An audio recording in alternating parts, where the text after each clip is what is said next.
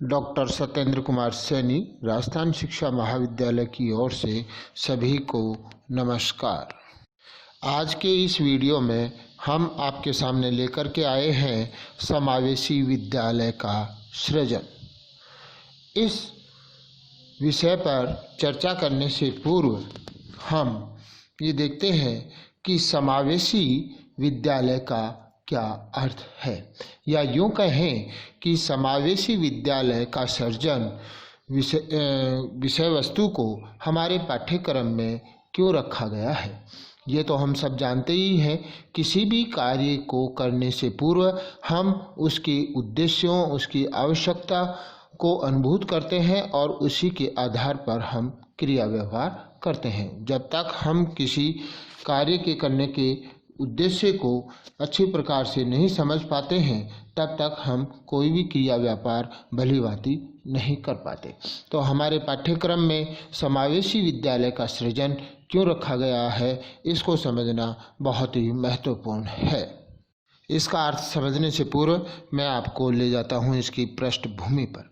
किसी भी राष्ट्र या समुदाय के विकास के लिए सभी व्यक्तियों का विकास होना आवश्यक है। यदि हम किसी एक पक्ष की अवहेलना करते हैं तो संपूर्ण राष्ट्र की उन्नति या तीव्र उन्नति नहीं हो सकती, जब तक हम सभी प्रकार के व्यक्तियों को सम्मिलित नहीं करते।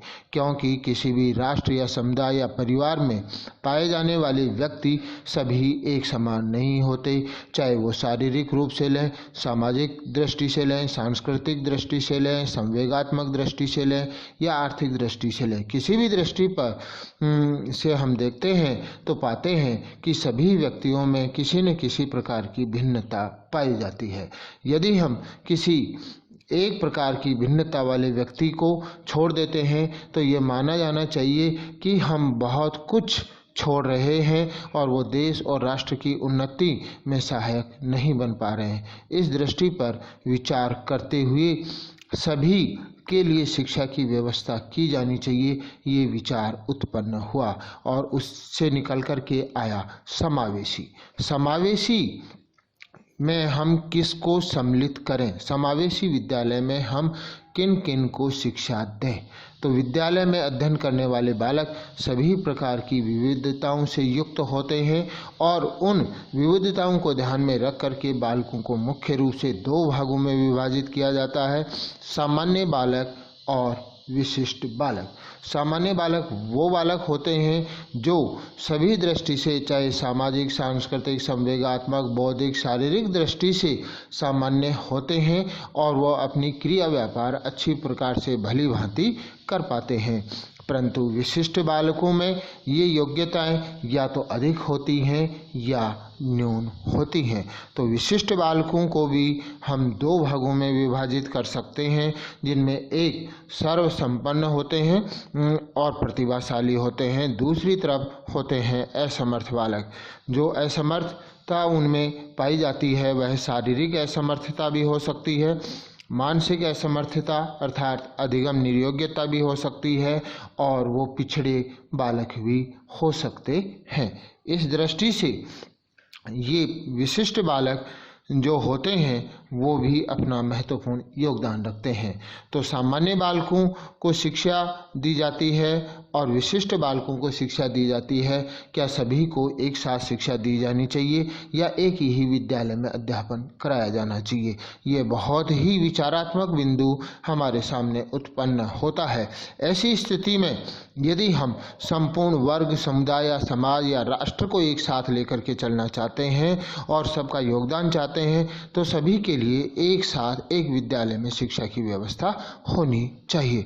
किंतु सभी के लिए सामान्य बालक हैं और विशिष्ट बालक हैं, उनको हम एक साथ एक प्रकार से एक ही विधि से अध्यापन कराने में समर्थ नहीं हो पाते। ऐसी स्थिति में क्या समावेशी विद्यालय के माध्यम से हम बालकों को शिक्षा दे पाते हैं या नहीं दे पाते हैं? अगर देना चाहते हैं तो हमें कैसी व्यवस्था करनी चाहिए आदि के ऊपर मनोवैज्ञानिकों और शिक्षाविदों के द्वारा विचार व्यक्त किए गए। धीरे धीरे इसे राष्ट्रीय शिक्षा नीतियों के माध्यम से उजागर किया जाने लगा। और उनमें इसका स्थान दिया जाने लगा। समावेशी शब्द पर यदि हम दृष्टि डालते हैं तो पाते हैं कि धर्म, जाति, लिंग, परिवार, समाज आदि के आधार पर बिना किसी भेदभाव के समाज के सभी बालकों को एक साथ एक विद्यालय में शिक्षा देना ही समावेशी शिक्षा कहलाती है। समावेशी शिक्षा वह शिक्षा है जिसके अंतर्गत विशिष्ट क्षमता वाले बालकों को सामान्य बालकों के साथ एक ही विद्यालय में एक साथ शिक्षा प्रदान की जाती है। समावेशी शिक्षा के बारे में अधिकतर लोगों का मानना है कि कम सुनने वाले या अक्षमता वाले बालकों को शिक्षा देना है, किंतु ऐसा नहीं है।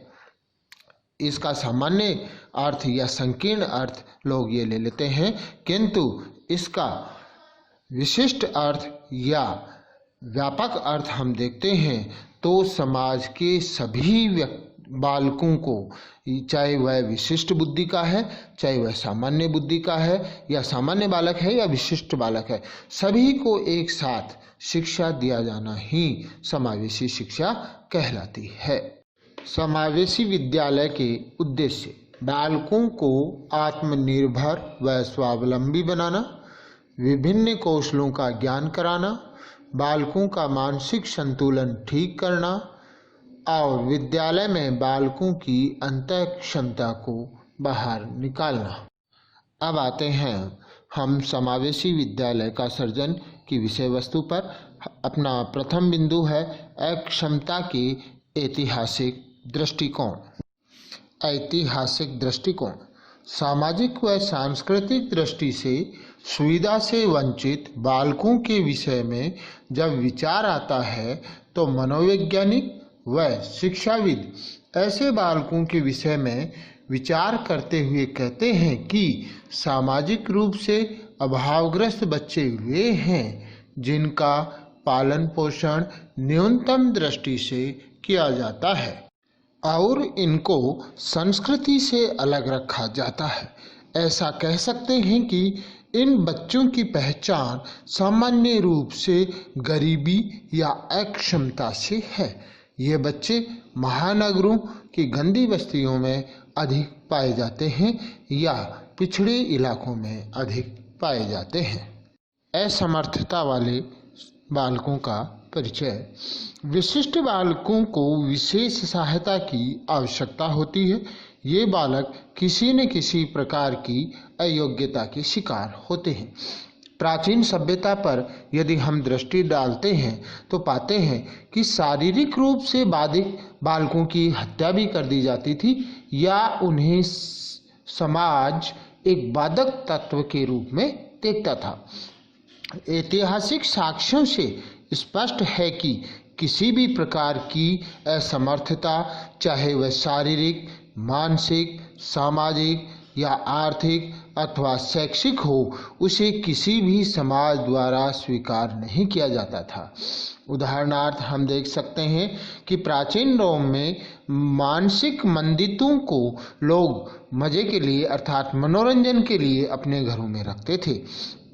असमर्थ बालक के साथ अमानवीय एवं क्रूरतापूर्ण व्यवहार होता रहा है एवं इस प्रकार के बच्चों का शोषण भी होता रहा है। अरस्तु ने तो यहाँ तक कहा है कि निर्योग्य बालकों का जीवित रहना समाज के लिए अभिशाप है। इस प्रकार के बच्चों को समाज से अलग रखा जाता था। इन विशिष्ट आवश्यकता वाले बालकों के प्रति लोगों का दृष्टिकोण धीरे धीरे परिवर्तित होने लगा। इन्हें अभिशाप न मानकर ईश्वर द्वारा मनुष्य के बुरे कर्मों का परिणाम माना जाने लगा। समस्याओं से ग्रसित बालकों को अस्तित्वपूर्ण जीवन जीने, स्वस्थ रहने, खुशहाल रहने का अवसर दिए जाने के लिए प्रयास किए जाने लगे। असमर्थ बालकों के विकास का क्रम।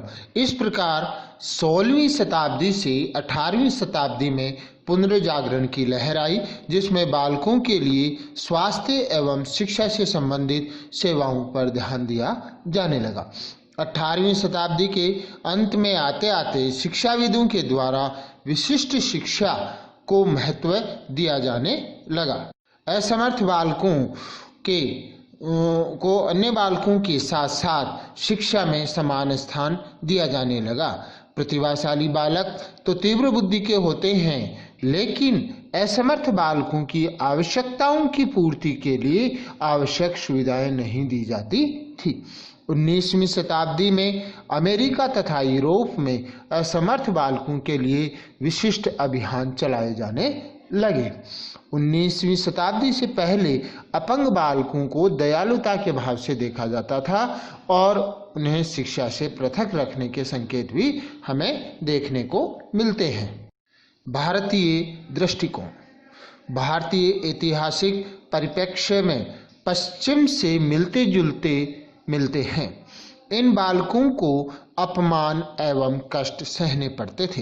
प्रथम अवस्था में अपंगों के साथ या शारीरिक विकलांगता, मानसिक विकलांगता या सांस्कृतिक विकलांगता वाले बालकों के साथ दुर्व्यवहार किया जाता था। उन्हें ईश्वर का अभिशाप तथा माता पिता व समाज पर बोझ समझा जाता था। दूसरी अवस्था में बाधित बालकों को माता पिता या अन्य का संरक्षण प्राप्त होने लगा। धीरे धीरे विकास के क्रम में अगली अवस्था में इनकी शिक्षा के लिए कुछ प्रयास किए जाने लगे। फिर भी सामान्य बालकों से बाधित बालकों की शिक्षा भिन्न होती थी। कालांतर में धीरे धीरे सामान्य लोगों की भांति विशिष्ट आवश्यकता वाले बालकों की शिक्षा की व्यवस्था प्रारंभ हुई। समाज एवं अभिभावक भी इनको बोझ न समझकर इनकी सहायता के लिए तत्पर होने लगा। आज यहीं तक। नमस्कार।